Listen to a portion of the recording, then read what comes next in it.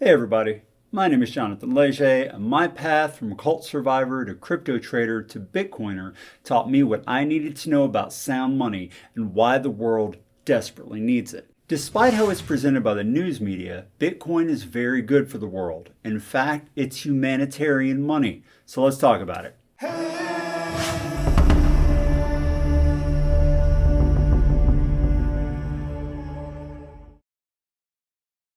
I've teamed up with the Konsensus Network, a Bitcoin-only enterprise which publishes and translates books about Bitcoin from a variety of respected Bitcoin educators. The link to Konsensus is in the video description, and if you decide to make a purchase, you'll be supporting this channel as I receive a small percentage of each sale. Thank you in advance for your support. This is my Substack where I write articles about Bitcoin and I discuss them in these videos. And the article that I'm going to discuss today is called Bitcoin is Humanitarian Money: How Secure Decentralized Money is Changing the World. So let's get right into it. I open the article with two quotes. The first from Malala Yousafzai: "When the whole world is silent, even one voice becomes powerful." And the second from Santosh Kalwar: "All our wisdom is stored in the trees." Alerce millenario is the largest tree in Chile's Alerce Coster National Park, and quite possibly the oldest tree in the world, being at least 5,000 years old and perhaps almost 5,500 years old. To put that into perspective, the first agricultural settlements are thought to have appeared in the Norte Chico region of Chile around 3,500 BC. That's about the time Alerce millenario would have begun to grow. Since then, approximately 10 different civilizations and cultures have come and gone in Chile, with Alerce millenario standing in observation of them all. It reminds me of a famous scene in the classic movie The Time Machine. Alexander Hartigan, the machine's inventor, sits behind the controls watching the years fly by, the time machine fixed in place. The sun passes through the sky, flowers bloom and shrivel, stars circle overhead, and buildings rise and fall as Hartigan travels into the distant future. If trees could talk, I'm sure Alerce millenario would have many tales to tell. As human beings, we tend to think of history as demarcated by our own deeds, achievements, or failures. We stamp dates on those events and store them away in books and on computers. We imagine they'll be remembered forever, though that same history teaches us that whatever civilization we belong to will eventually fade out of memory, perhaps sooner than we think. This happens because nations are made up of people filled with the hubris of their own self-importance. It's a natural property of our evolution. We're tribal by nature, and our ego is designed to soothe us into believing that we and our tribes will live forever, even though our intellect knows this to be a lie. Because of this, humans tend to put all of their eggs into the basket of their country of origin. When that country is conquered or collapses, as they all eventually do, that heritage is lost, eventually becoming a footnote or maybe even a whole paragraph in some digital history book in some dusty corner of the internet. The internet is the first real breach of this behavior, being spread throughout the world, all points accessible from the browser of any phone or computer. Even so, this universal connectivity is imperfect, with many websites blocking access to people residing in specific countries due to a web of restrictions and laws placed on them by their own country of residence. In Bitcoin terms, the web is decentralized, but not permissionless. Your access can be denied. Like the countries they're born from, currencies also come and go. The oldest currency in the world is the British pound, clocking in at 1,200 years old. But most currencies don't last anywhere near that long, especially fiat currencies, whose average lifespan is a meager 35 years. The pound left the gold standard in 1931, when it became yet another unbacked fiat currency. The US dollar has been a fiat currency since 1971, having lost most of its value since the Federal Reserve was created in 1913. Fiat currencies die quickly because they're susceptible to manipulation. When there's no physical restraint on creating more money, history shows that those in charge of the money printer can't resist the temptation to use it. Hyperinflation follows, and the currency collapses and fades into the sands of time. Productivity and output are lost as the currency inflates, pitching people into poverty and scarcity. The European Central Bank put out a paper in 2010 attempting to estimate the damage caused to output by a national currency collapse. It says, By using different and complementary methodologies, we find that currency collapses are associated with permanent output losses relative to trend, which are in the order of magnitude of 2 to 6% of GDP on average in the medium term, i.e., after 3 years. Moreover, we find that currency collapses tend to be preceded by a substantial slowdown in output. We also find that following the currency crash, growth tends to pick up, but still remains at a level below that which would have prevailed in the absence of a currency collapse. Just how many currencies have collapsed through the history of humanity is anyone's guess, though I found an infographic that lists 152 such failures. That's an enormous amount of lost productivity and potential for technological and social advancement over the centuries. Imagine the benefit to the world if we had a sound, decentralized currency that was not dependent on any single nation, could not be manipulated or inflated into collapse, and would continue to persist as global money despite the rise and fall of any country in the world.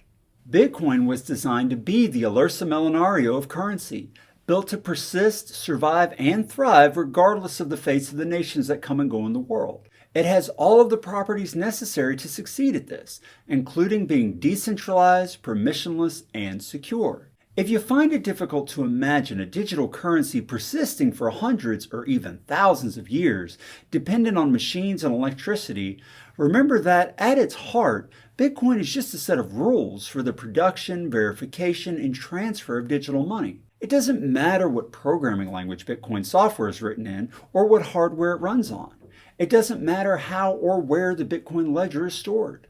As long as the transactions follow the rules, all of the computers, called nodes, that handle the transactions can work together. This allows Bitcoin to easily persist through time.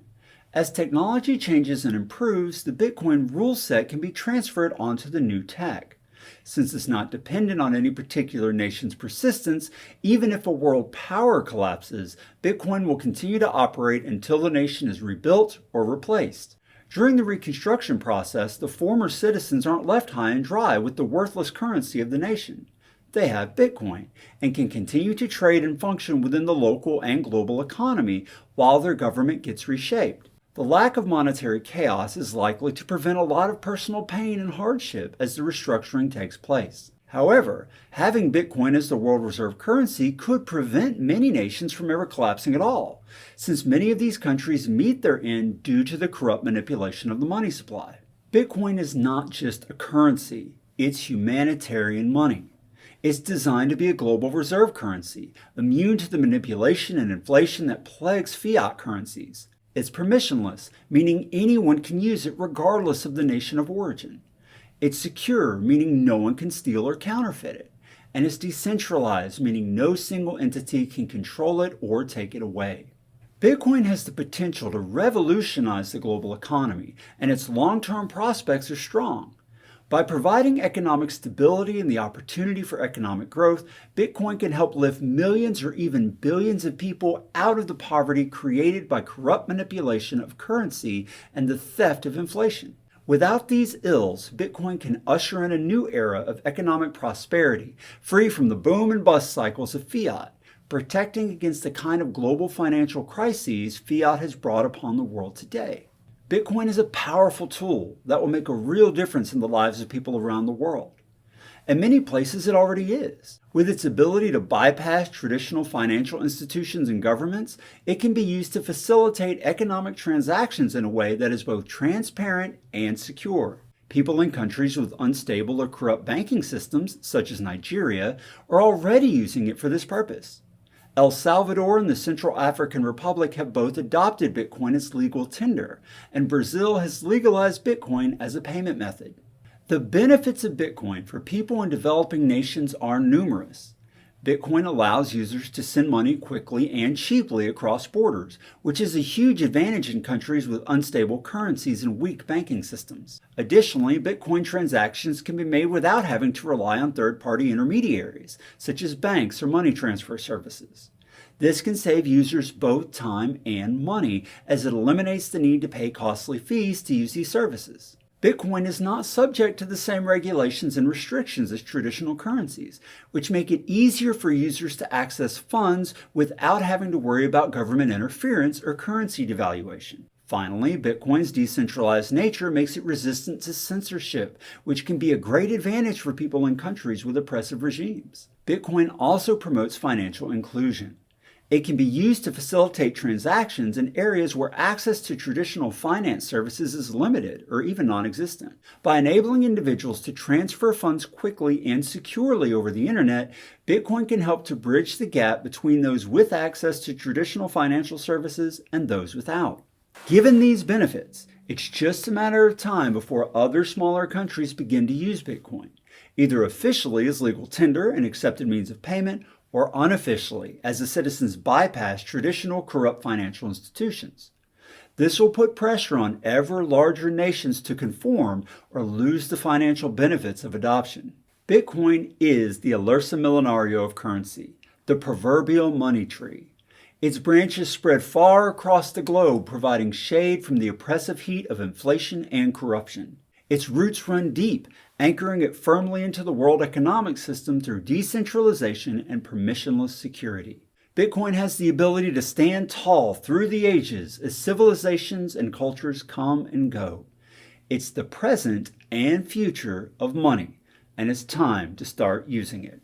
Well, that's all I have for you today. If you enjoyed this video, don't forget to click like, be sure to subscribe to my channel, and I will see you next time.